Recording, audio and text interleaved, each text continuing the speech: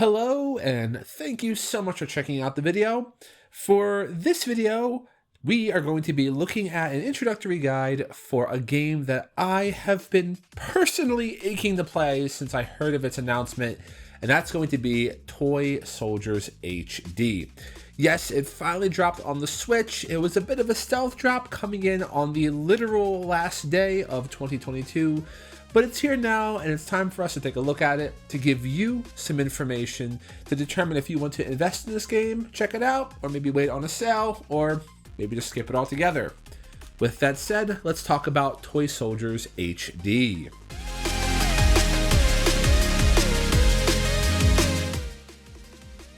Toy Soldiers HD is the HD remaster of the 2010 game of the same name by Signal Studios.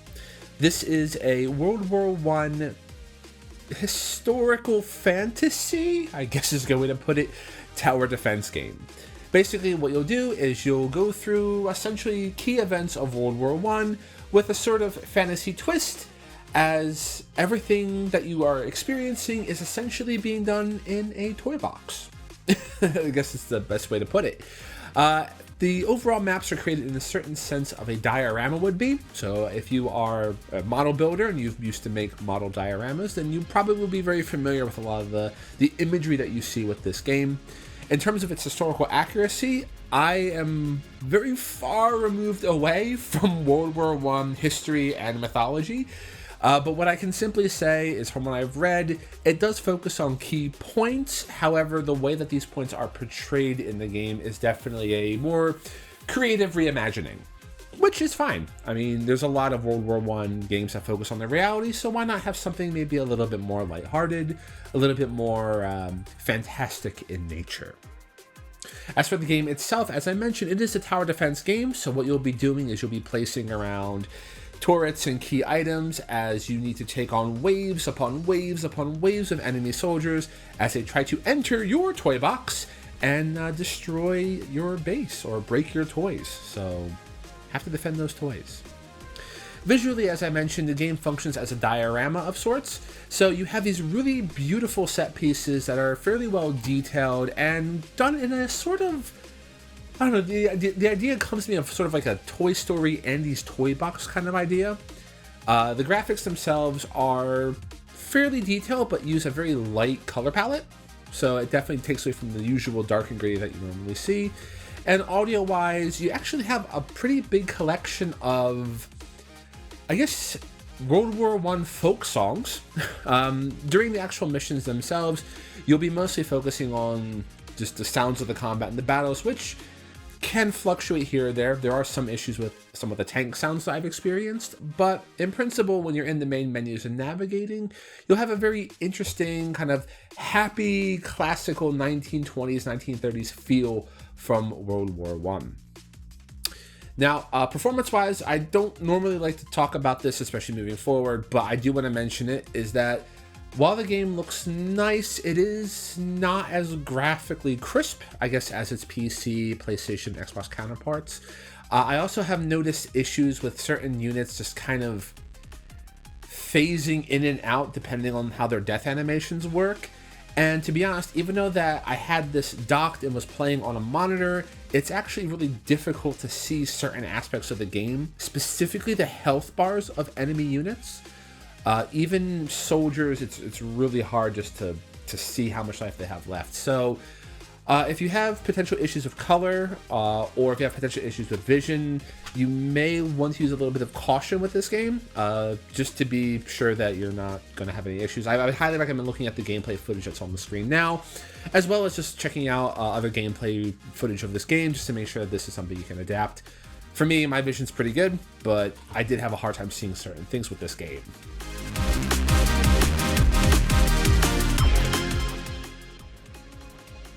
So, once again, Toy Soldiers HD is a tower defense at its heart.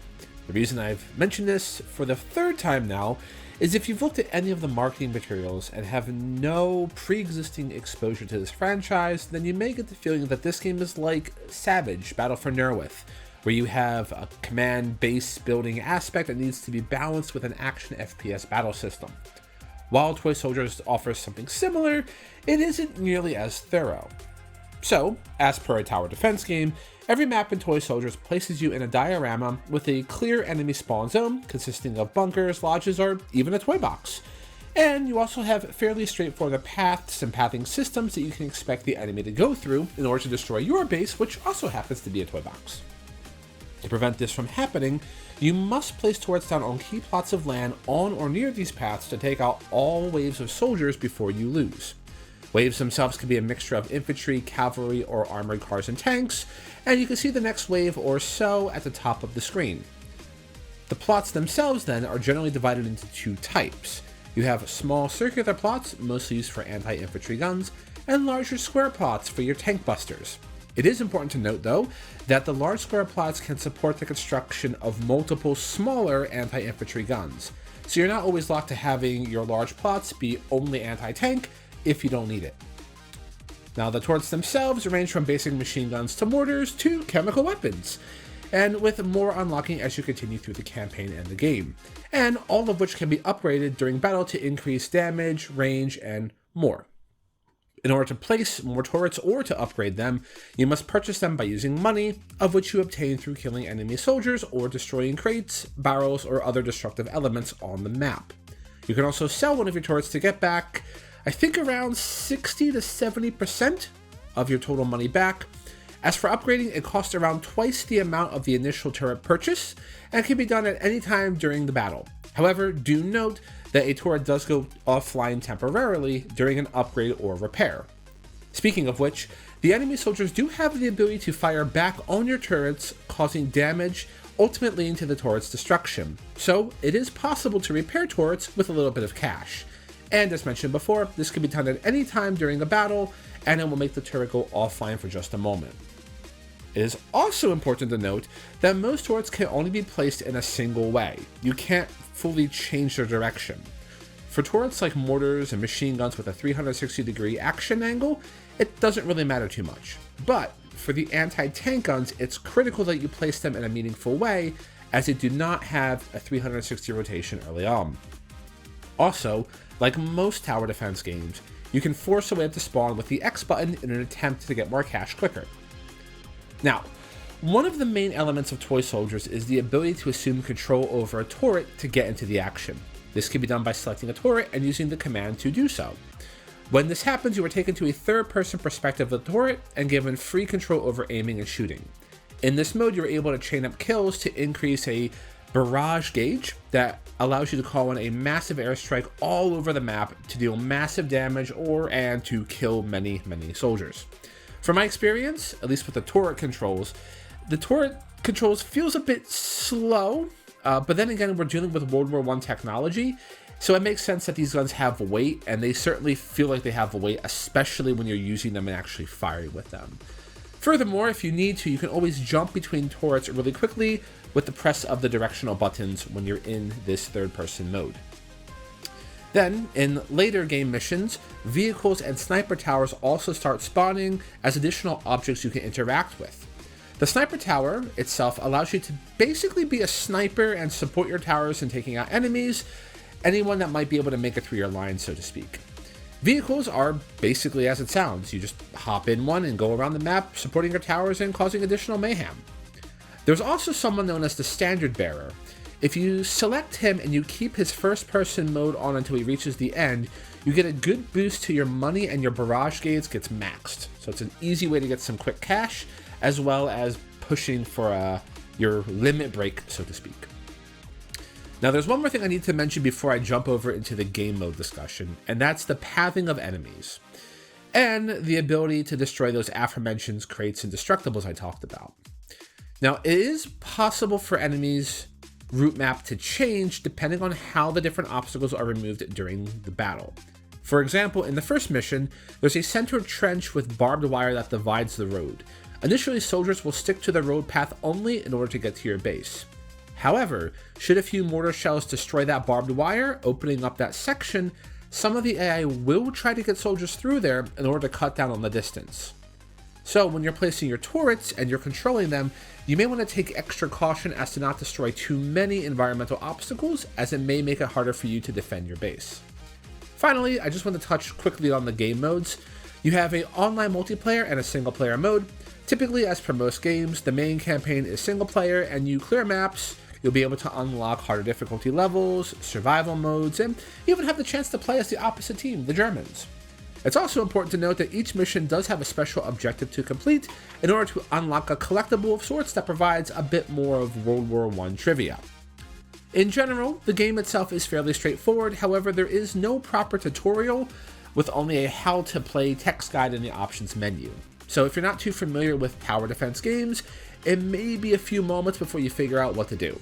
For veterans, especially from the series itself, it's likely something you're already familiar with. However, from my own online readings and research, it seems that some aspects have changed in terms of how the game is controlled, in terms of tutorial controls as well, so it's a little bit of a mixed bag, especially with its premium indie game price point.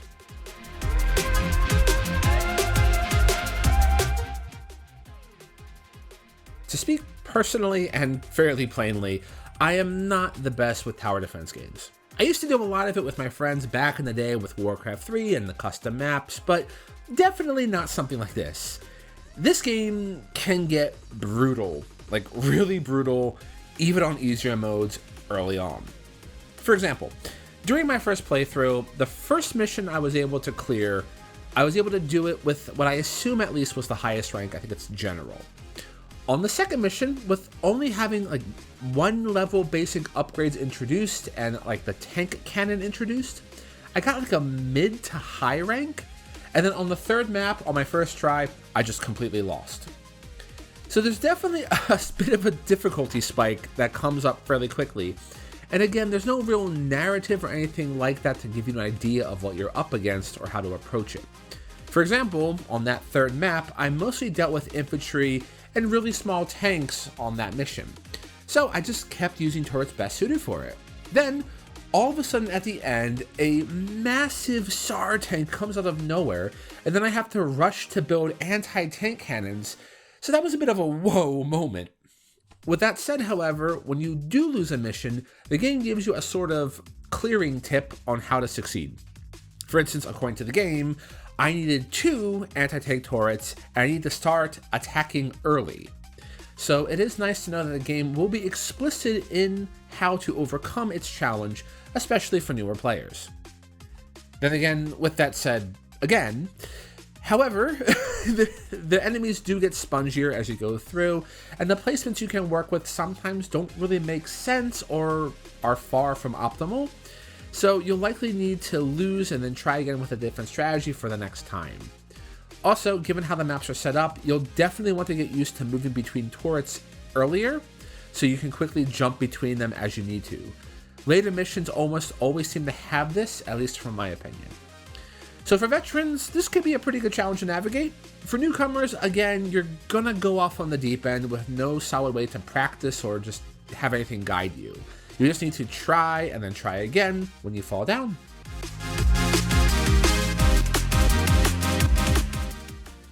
I'm not sure I'm really qualified to speak on tower defense games, so if you've played this game and you have some good strategies, by all means, let us know in the comments. I'm sure some people, myself included, would really appreciate it.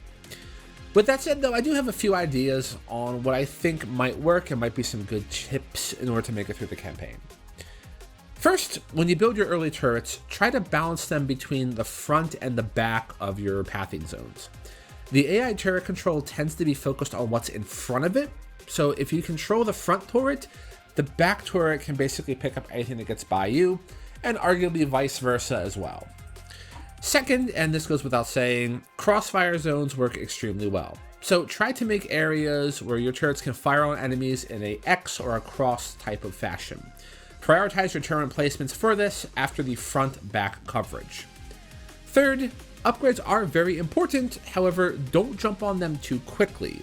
Doing so can help you push back an earlier wave, however, you may lack the resources you need if, per se, a massive tank appears in the next wave without you realizing it.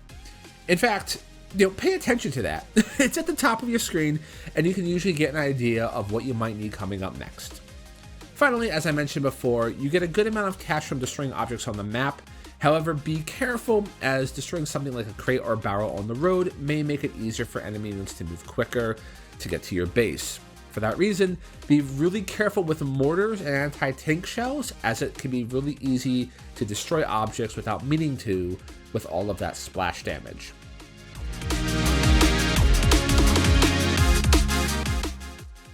Toy Soldiers HD is an imaginative tower defense game that certainly wasn't what I expected. It provides a simple concept with many added layers of challenge. For veterans, I imagine this may be a good experience. However, if you're already familiar with the original franchise, then I would probably recommend looking a bit deeper into it, as I really can't comment on the differences from the original to now.